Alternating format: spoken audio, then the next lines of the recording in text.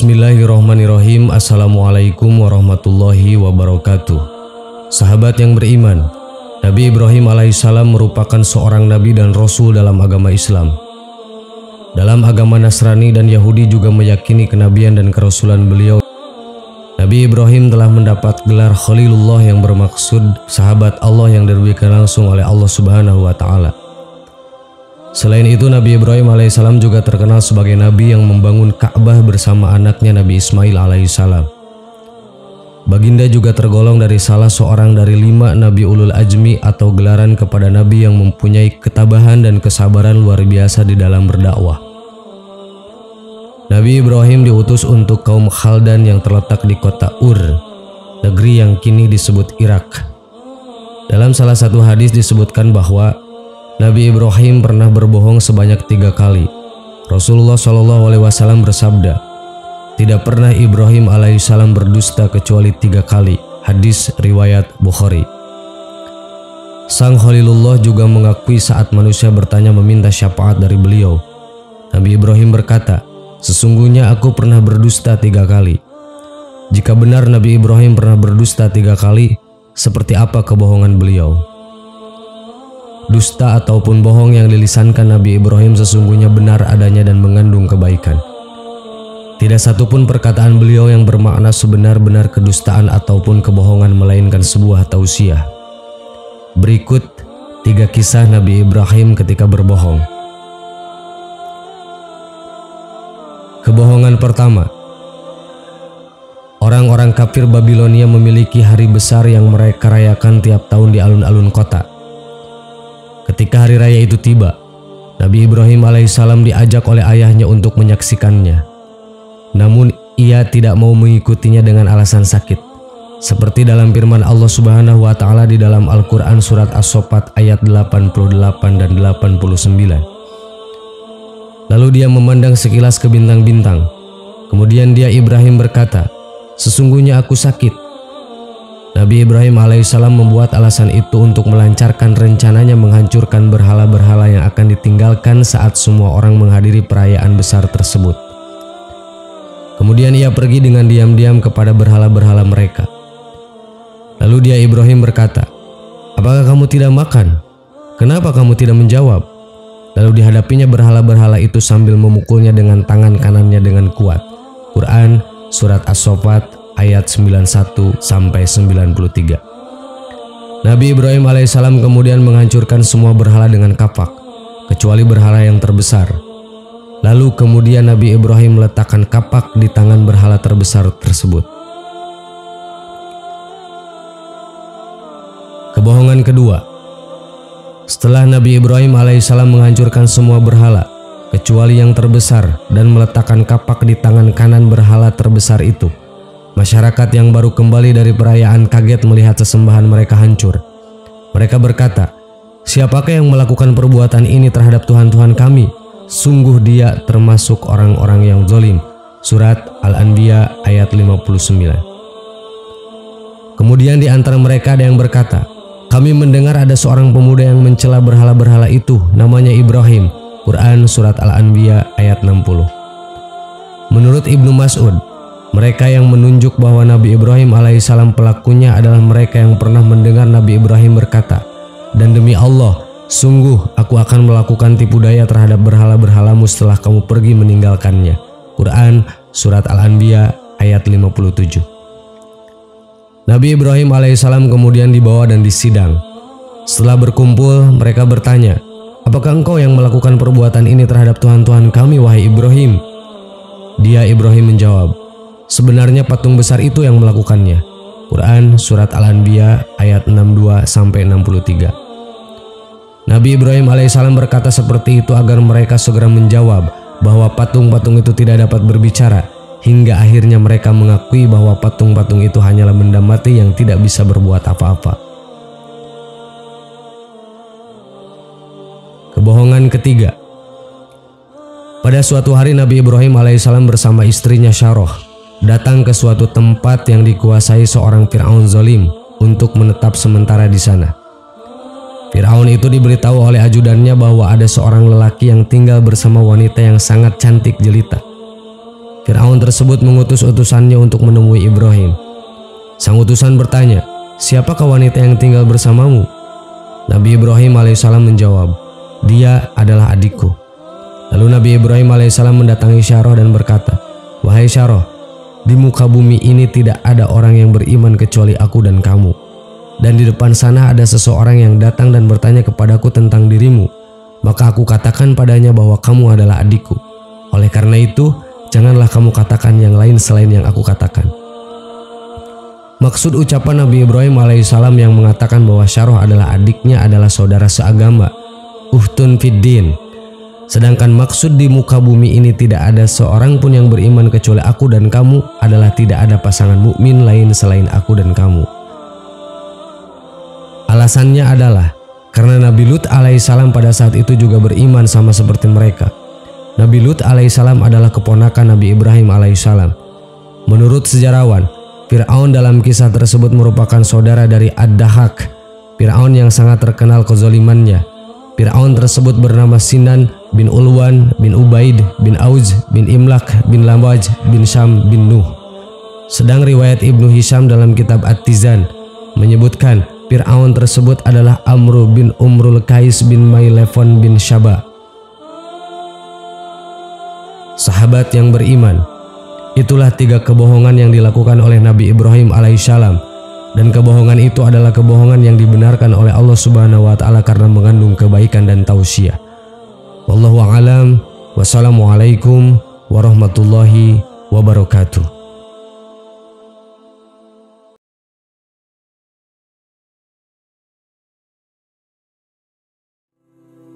Bismillahirrahmanirrahim. Assalamualaikum warahmatullahi wabarakatuh.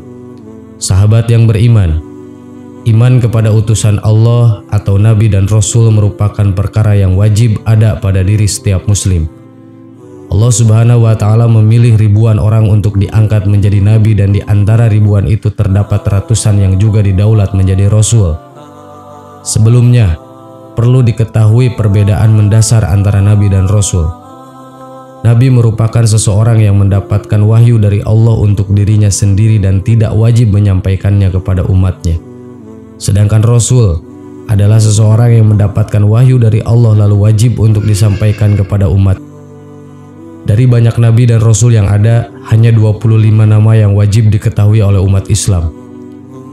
25 nama tersebut adalah Nabi Adam, Nabi Idris, Nabi Nuh, Nabi Hud, Nabi Soleh, Nabi Ibrahim, Nabi Lut, Nabi Ishak, Nabi Ismail, Nabi Yakub, Nabi Yusuf, Nabi Shu'aib, Nabi Harun, Nabi Musa, Nabi Daud, Nabi Zulkifli, Nabi Sulaiman, Nabi Ayub, Nabi Yunus, Nabi Zakaria, Nabi Ilyas, Nabi Ilyasya, Nabi Yahya, Nabi Isya, dan Nabi Muhammad SAW.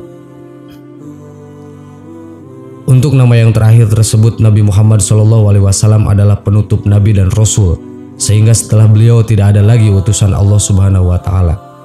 Di antara Nabi dan Rasul yang dipilih Allah, terdapat beberapa pendapat yang menyatakan bahwa 4 Nabi masih hidup sampai saat ini. 4 Nabi itu antara lain adalah: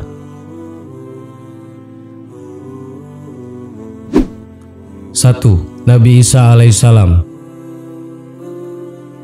Banyak ulama yang berpendapat bahwa Nabi Isa alaihissalam masih hidup di langit setelah ia diangkat oleh Allah saat diselamatkan dari kejaran kaum kafir yang ingin membunuhnya.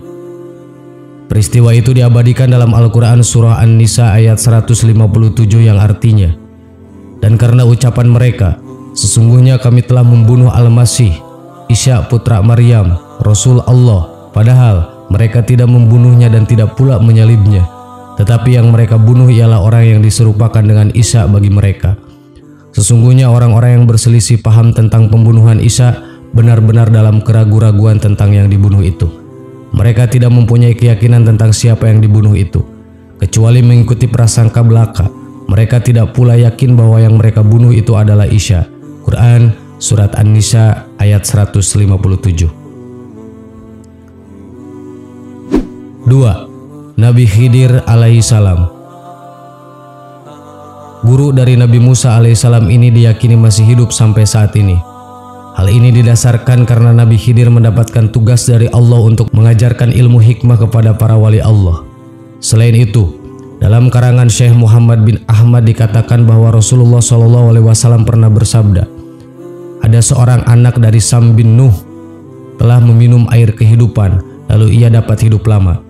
Maka pergilah Raja Zulkarnain bersama Nabi Khidir alaihissalam untuk meminum air kehidupan itu. Akan tetapi yang berhasil meminumnya adalah Nabi Khidir alaihissalam, sedangkan Raja Zulkarnain tidak berhasil meminum air kehidupan tersebut. 3. Nabi Ilyas alaihissalam. Nabi Ilyas adalah nabi yang dikaruniai Allah kehidupan yang lama, bahkan dipercaya sampai saat ini. Itu terbukti dari kisah Nabi Ilyas dahulu. Ketika Nabi Ilyas sedang beristirahat, tiba-tiba datang malaikat pencabut nyawa datang untuk mencabut nyawanya. Ketika itu Nabi Ilyas bersedih. Melihat Nabi Ilyas bersedih, malaikat pun bertanya, mengapa Nabi Ilyas bersedih? Nabi Ilyas pun menjawab, dia bersedih karena harus berhenti berzikir dan beribadah kepada Allah setelah dia dicabut nyawanya. Saat itulah Allah memberi wahyu kepada malaikat pencabut nyawa agar ia menunda pencabutan nyawa Ilyas alaihissalam dan memberikan waktu kepada Ilyas untuk berzikir sesuai dengan permintaannya. Hingga sekarang Nabi Ilyas diyakini masih hidup dan terus berzikir kepada Allah Subhanahu wa Ta'ala.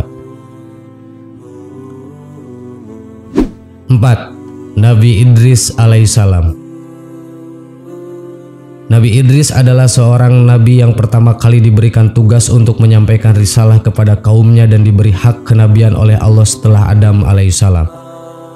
Sekelompok ulama berpendapat bahwa Nabi Idris masih hidup dan belum mati. Menurut kisahnya, pada suatu malam Nabi Idris alaihissalam didatangi malaikat pencabut nyawa. Sebelum dicabut nyawanya, Nabi Idris meminta persyaratan kepada Allah Subhanahu wa Ta'ala untuk kembali menghidupkannya setelah dicabut nyawanya. Allah pun mengabulkannya. Maka dicabutlah nyawa Idris saat itu juga. Nabi Idris pun merasakan kematian ketika itu. Allah lalu menepati janjinya yang akan kembali menghidupkan Idris. Atas izinnya, Idris alaihissalam kembali hidup dan keduanya melanjutkan perjalanan ke neraka. Di sana ia melihat semua yang diciptakan Allah Subhanahu wa Ta'ala. Kemudian di perjalanan dilanjutkan ke surga atas izin Allah.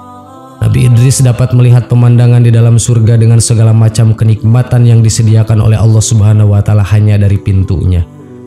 Ia pun meminta malaikat agar memperbolehkan masuk dan meminum air di sana. Akhirnya mereka masuk dan harus keluar lagi. Namun sebelum keluar surga, Nabi Idris dengan kecerdasannya meninggalkan sepatunya di salah satu pohon surga. Nabi Idris berkata kepada malaikat maut, "Wahai malaikat maut, aku telah meninggalkan sepatuku di dalam surga." Malaikat maut pun berkata, "Masuklah ke dalam surga dan ambil sepatumu." Maka masuklah Nabi Idris. Namun beliau tidak keluar lagi, sehingga malaikat maut memanggilnya, "Ya Idris, keluarlah." "Tidak, wahai malaikat maut, karena Allah Subhanahu wa Ta'ala telah berfirman yang artinya, setiap yang berjiwa akan merasakan mati." Ali Imran ayat 185. Sedangkan saya telah merasakan kematian. Dan Allah berfirman yang artinya, dan tidak ada seorang pun daripadamu melainkan mendatangi neraka itu. Maryam ayat 71. Dan saya pun telah mendatangi neraka itu. Dan firman Allah lagi yang artinya, dan mereka sekali-kali tidak akan dikeluarkan daripadanya surga. Quran surat Al-Hijr ayat 48. Maka Allah menurunkan wahyu kepada malaikat maut itu, "Biarkanlah dia, karena Aku telah menetapkan di azali bahwa ia akan bertempat tinggal di surga." Allah menceritakan tentang kisah Nabi Idris ini kepada Rasulullah SAW dengan firman-Nya yang artinya, "Dan ceritakanlah hai Muhammad kepada mereka kisah Nabi Idris yang tersebut di dalam Al-Quran. Sesungguhnya ia adalah seorang yang sangat membenarkan dan seorang nabi, dan kami telah mengangkatnya ke martabat yang tinggi." Quran surat Maryam ayat 56 dan 57. Sejak saat itu, Nabi Idris dipercaya masih hidup sampai saat ini dan berada di surganya Allah Subhanahu wa Ta'ala. Sahabat yang beriman, itulah kisah nabi-nabi Allah yang sampai saat ini masih hidup. Semoga menguatkan keimanan kita kepada Allah Subhanahu wa Ta'ala. Amin. Wallahu a'lam. Wassalamualaikum warahmatullahi wabarakatuh.